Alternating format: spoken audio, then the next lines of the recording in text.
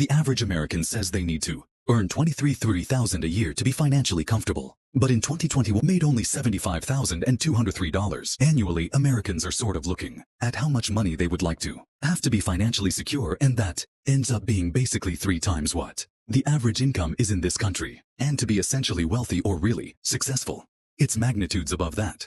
72% of Americans said they weren't financially secure given their current finances, and more than a quarter of Americans said they'll likely never be financially secure by the numbers. Their debt is lower and their savings are higher coming out of the pandemic, but they're more anxious about what's going to happen next.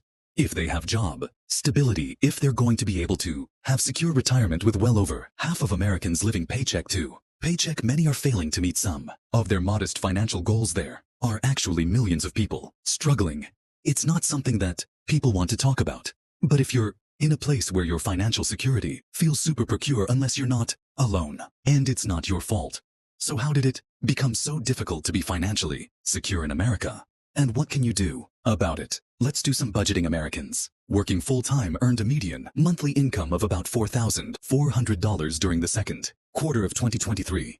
The average worker takes home 75.2% of gross wages after taxes and benefits, shrinking the take-home pay to about $3,388. And that just isn't enough to cover the cost of living in America today. The cost of healthcare that has skyrocketed. Cost of attending college has skyrocketed. The cost of purchasing a home has skyrocketed, but nowhere has anyone said wage growth is up 15, right? Take a look at some of the most essential expenses for Americans. The median monthly rent in the U.S. is $2,029 as of June 2023. That amount already accounts for over 46% of the Americans' median pre-tax income, but most U.S. agencies classify spending more than 30% of one's gross monthly income on rent as being rent-burdened. Meanwhile, the median mortgage payment for a 2,400 square foot house was $1,957 per month. However, a common rule of thumb advises spending 28% or less of your pre-tax income on mortgage payments for the median gross monthly earnings. That translates to just $1,232 as we talk to households and talk to consumers out in the real world, especially those, say, under authority. Housing is the big issue. You know, rent, mortgage works. It is the biggest concern that people aren't going to be able to make the next payment. Inflation is really hurting individuals having stability in their housing, and I think it causes uncertainty everywhere. Housing is also the reason why cities have become more difficult to afford. Americans said it would require more than $1 million in net worth to be financially comfortable in places like San Francisco, New York, and Southern California. This is why we've seen some migration or mobility around the country, where some people say, I'm living in a high-cost state like California or New York. We really want to sort of pack up and go to an area that's less expensive. And one of the ironies of that is those places that were cheaper before are now becoming more expensive. Americans spent on average $690.75 on food every month, according to the latest data from the Bureau of Labor Statistics. That amount is significantly higher than any of USDA's estimated grocery bills, including more generous and liberal food plans at the out-of-pocket health expenditures that cost the average Americans $96.42 every month, and you get a total expense of $28.16.17 for renters and $27.44.17 for homeowners. That amount already accounts for 85% of the median take-home pay for average American renters and over 82% for an average homeowner. This is excluding other essential expenses like transportation, childcare, and debt payments. Americans are really struggling with just the increase of costs of living, and food and housing. Utility bills have gone up. Our insurance has gone up. Homeowners insurance has gone up, and how can they pay for them but also meet other goals that they have too? Budgeting experts advise Americans to spend just 50% of their net income on essentials, 30% on wants, and 20% on savings or paying off debt. We see that allocation shifting significantly, where people are spending 75% of their take-home just on needs, which leaves very little for wants and very little for saving for your financial future. So depending upon where you live and of course your income, many Americans really cannot meet that target allocation. So much of managing your financial life in America today is like drinking from a fire hose. I think many households are not able to show up and impose a framework of their own design onto their finances. Many are still in this reactionary space where they're just trying to figure out how to make ends meet. The Federal Reserve has implemented 11 interest rate hikes to combat inflation since March 2022. But more than a third of Americans set rising interest rates kept them from financial comfort higher. Interest rates really can stand in the way of affordability for many financial activities or decisions that people want to engage in, and home purchases is sort of at the top of that list. Look at the person who was going to buy a house that was, let's say, $375,000, say $37,500. 2 years ago, their monthly payment would have been less than $2,000. Now it's about $300-400, and it's the same house, right? The only thing that has changed is the interest rate purchasing. A car is more expensive.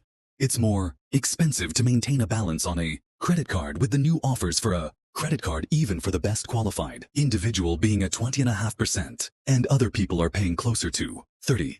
The cost of capital is going up very rapidly, and many of the kind of toeholds we saw for lower income households was because they were having access to credit and to home loans and to other things in a relatively flat economy where they still had a good job market. The ability to access credit both for small businesses and for households is getting much harder as the financial system becomes more risk-averse in that space. Credit is essential because Americans don't have the savings to cover big expenses. More than 40% of Americans blamed insufficient retirement funds or emergency savings as a reason for financial insecurity. A lot of people, just to feel financially, subjectively, feel financially better, they need some amount of savings. A lot of financial planners will say 3 months of your income. That's for many people just so overwhelming that they can't even begin to think about it. More than half of Americans today said they didn't have at least 3 months of emergency expenses safe, including 22 that said they had no emergency savings at all.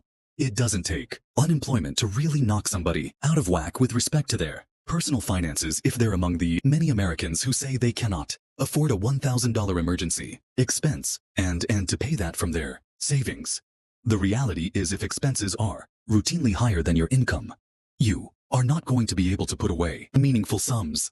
There are many households who do the verb of saving. You see money go into their account all the time. It just doesn't stay there because they are routinely hit with a need to grab that little bit of money and use it for some kind of income shock or unexpected expense or even expected expense.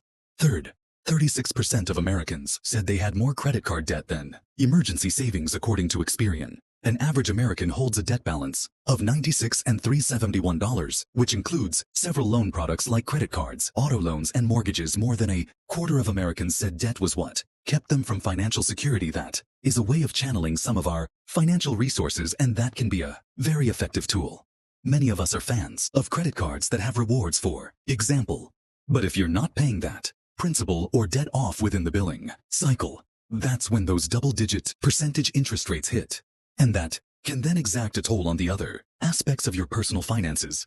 How do we really address this so that people cannot be in the cycle of just focusing on paying debt and necessities but can't even think about transitioning to that other 20 and creating an emergency savings, which causes financial stability, or even saving for retirement, which is the goal of creating future financial stability and retirement? The fact that many Americans are living in financial insecurity poses a big risk to the economy as a whole. There's a reason why we measure and monitor very closely things like consumer confidence or consumer sentiment, because what populates those data points are everyday measurements like inflation and the strength of the job market. I think incability and security are actually the primary foundation of whether the economy can be strong or not, because we are so based on consumer spending in this country. Public policy can greatly improve Americans' chances of achieving financial security.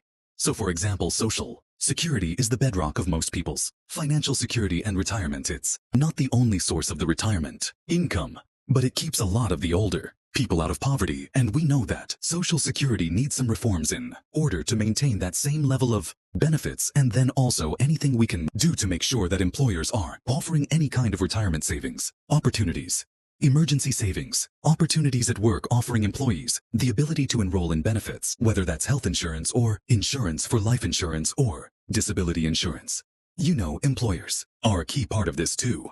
And public policies play a big role in terms of what employers can offer and at what price they can afford it. The household's willingness to work toward financial security is also important. Ultimately, the answer here is that solutions have